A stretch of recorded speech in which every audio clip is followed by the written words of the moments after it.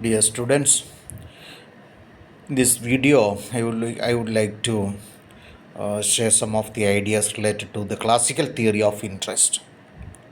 നമ്മൾ കഴിഞ്ഞ വീഡിയോയിലൊക്കെ ക്ലാസിക്കൽ തിയറി ഓഫ് എംപ്ലോയ്മെൻറ്റ് അതേപോലെ വേജ് പ്രൈസ് ഫ്ലെക്സിബിലിറ്റി ഒക്കെ നമ്മൾ പറഞ്ഞിരുന്നു. ഇനി എങ്ങനെയാണ് ക്ലാസിക്കൽസിൻ്റെ തിയറികളിൽ ഇൻട്രസ്റ്റ് റേറ്റ് ഡിറ്റർമിൻ ചെയ്യുന്നതെന്നാണ് നമുക്ക് നോക്കാം. ഈ ഒരു വീഡിയോയിൽ അത് നമുക്ക് മനസ്സിലാക്കാം. നമുക്കറിയാം, in a perfectly competitive market, price is determined by the market forces.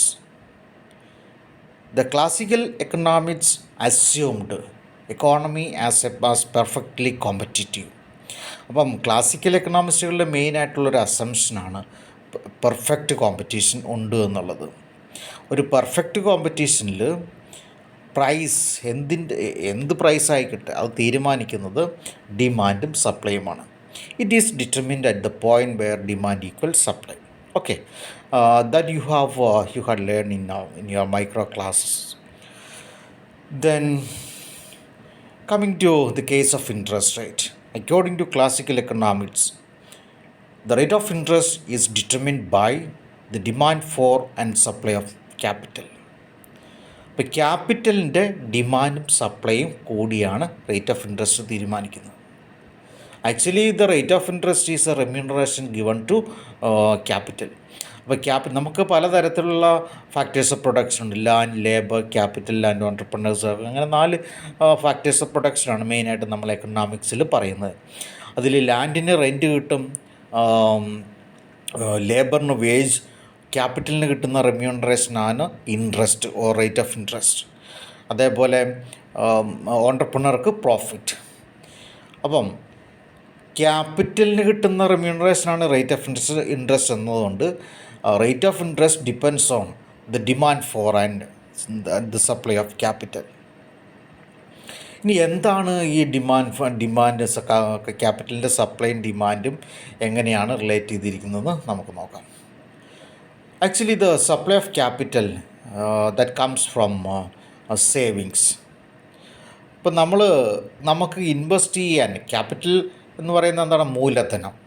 അപ്പോൾ ക്യാപിറ്റൽ എന്തിനു വേണ്ടിയാണ് നമ്മൾ ഉപയോഗിക്കുന്നത്? ഇൻവെസ്റ്റ്മെൻറ്റിന് വേണ്ടിയാണ് നമ്മൾ ഉപയോഗിക്കുന്നത്.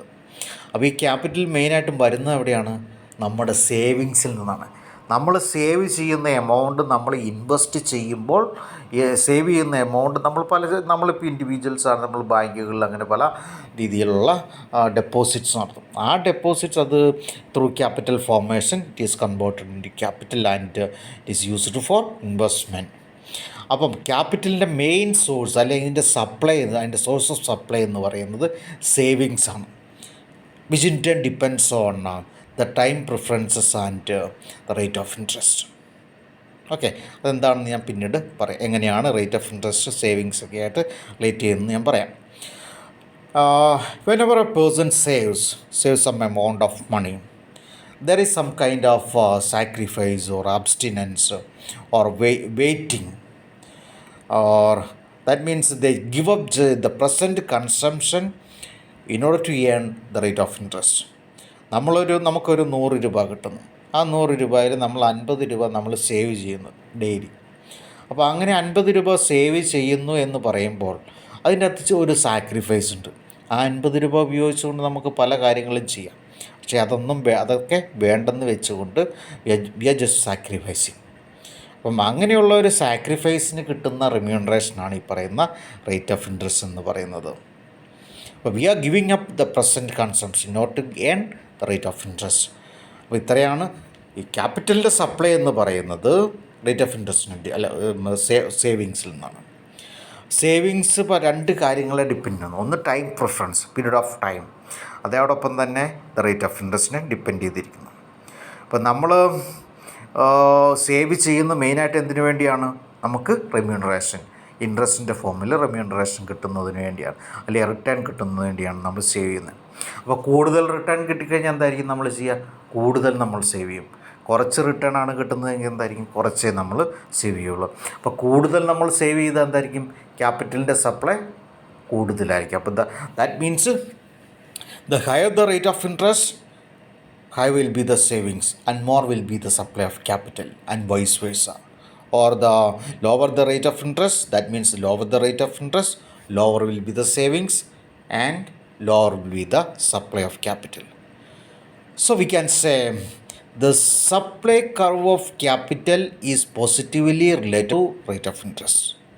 That means at higher rate of interest there will be more supply of capital, and at lower rate of interest there will be less supply of capital.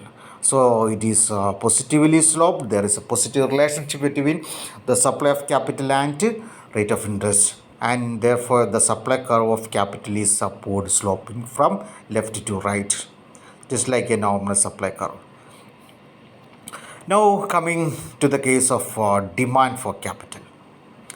Capital is demanded because it's productive.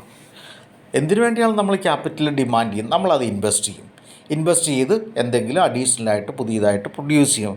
അപ്പം പുതിയതായിട്ട് അത് productive ആയതുകൊണ്ടാണ് നമ്മളത് invest ചെയ്യുന്നത്. അപ്പം productive അല്ലാത്തൊരു കാര്യം നമ്മൾ ഇൻവെസ്റ്റ് ചെയ്യുന്നത് വെറുതെ നമുക്ക് നഷ്ടമേ വരുന്നുള്ളൂ.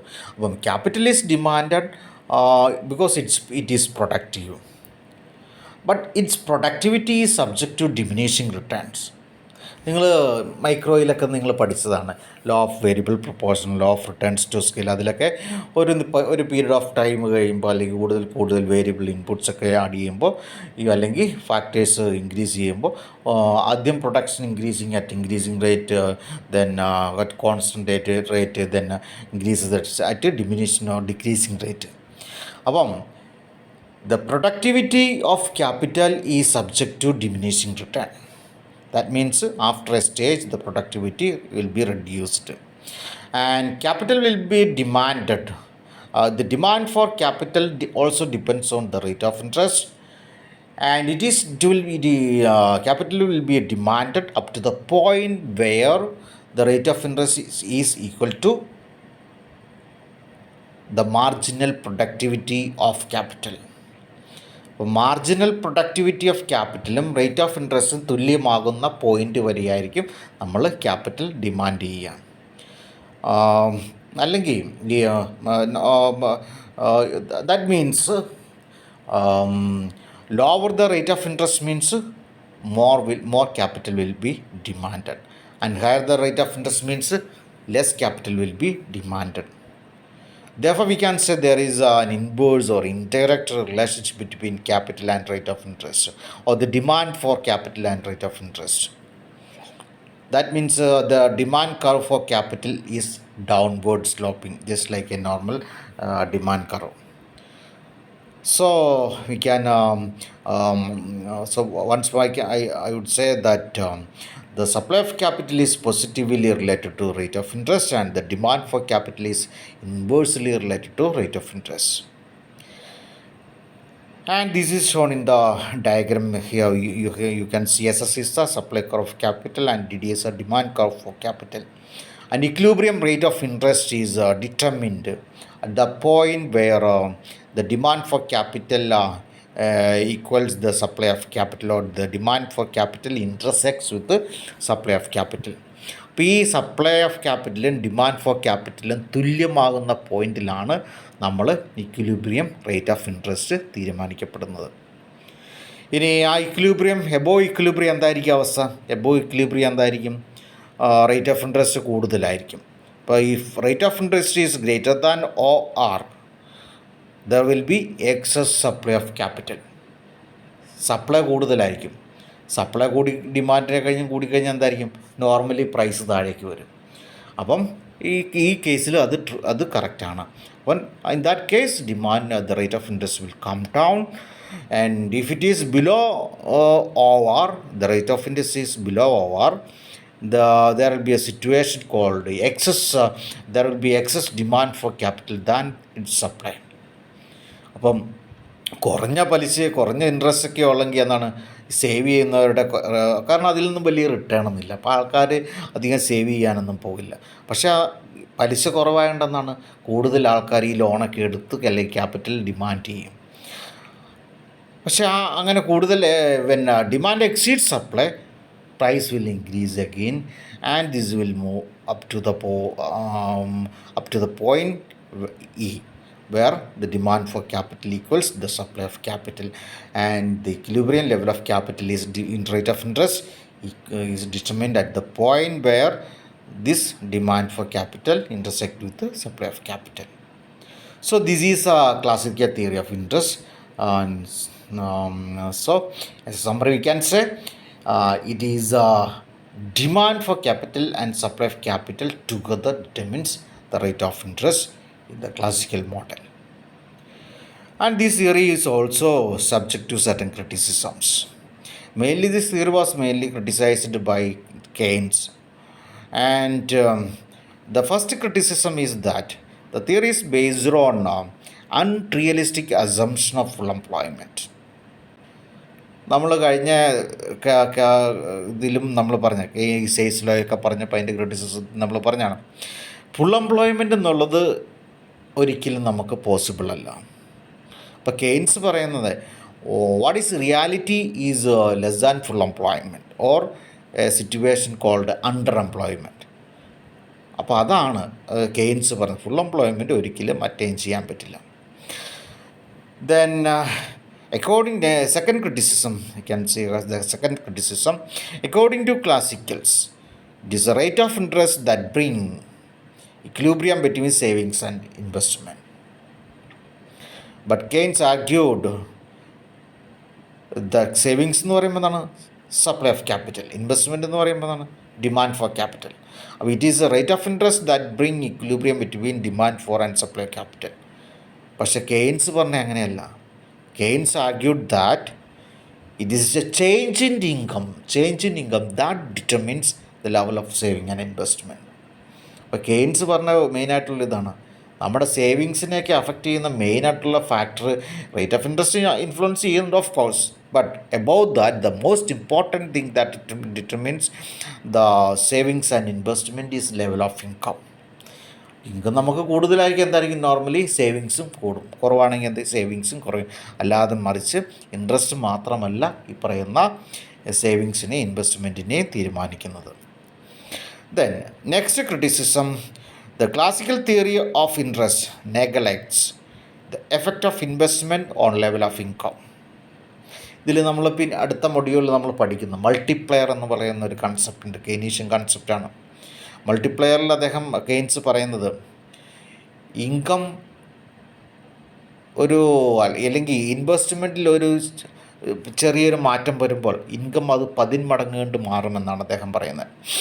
അപ്പോൾ അങ്ങനെയുള്ള effect of investment on income, investment നടത്തുമ്പോൾ അത് നമ്മുടെ വരുമാനത്തിൽ എന്ത് മാറ്റം വരുത്തുന്നു, അതിനെക്കുറിച്ചൊന്നും ഈ പറയുന്ന ക്ലാസിക്കൽ എക്കണോമിസ്റ്റുകൾ അവരുടെ തിയറി ഓഫ് ഇൻട്രസ്റ്റിൽ പറയുന്നില്ല. And the next criticism is that according to classicals, investment is a function of rate of interest. നമ്മൾ പറഞ്ഞു. But Keynes argued the most important thing that determines the level of investment is marginal efficiency of capital. Marginal efficiency of capital എന്ന് പറയുമ്പം ക്യാപിറ്റലിൽ നിന്ന് നമുക്ക് കിട്ടുന്ന return ആണ്, additional return, എത്രമാത്രം additional return കിട്ടും, അതാണ് നമ്മുടെ ഇൻവെസ്റ്റ്മെൻറ്റിനെ സ്വാധീനിക്കുന്നത്, അല്ലാതെ റേറ്റ് ഓഫ് ഇൻട്രസ്റ്റ് അല്ല എന്നാണ് കെയ്ൻസ് പറയുന്നത്. Then one more limitation, according to Keynes the rate of interest is indeterminate in classical theory because the position of saving curve varies with the level of income. ഈ നമ്മൾ classicals പറഞ്ഞ പോലെ supply of capital എന്ന് പറയുന്നത് എപ്പോഴും constant ആയിരിക്കില്ല. That varies along with that changes along with change in income. ഇൻകത്തിലുണ്ടാകുന്ന മാറ്റം അനുസരിച്ച് സേവിങ്സ് മാറിക്കൊണ്ടിരിക്കും, നമുക്കും അറിയാവുന്നതാണ്. അപ്പോൾ അതുകൊണ്ട് എന്താണ്, റേറ്റ് ഓഫ് ഇൻട്രസ്റ്റ് ഒരിക്കലും കോൺസ്റ്റൻ്റ് ആയിട്ട് നിൽക്കില്ല, അത് ഇൻഡിറ്റർമിനേറ്റ്, അത് മാറിക്കൊണ്ടിരിക്കും, മാറിക്കൊണ്ടിരിക്കും. ഇതാണ് മറ്റൊരു ക്രിറ്റിസിസം ഈ ക്ലാസിക്കൽ തിയറിക്കെതിരെ പറയുന്നത്. So this is about the classical theory of interest, and the rate of interest is determined by the demand for and supply of capital. Okay, thank you.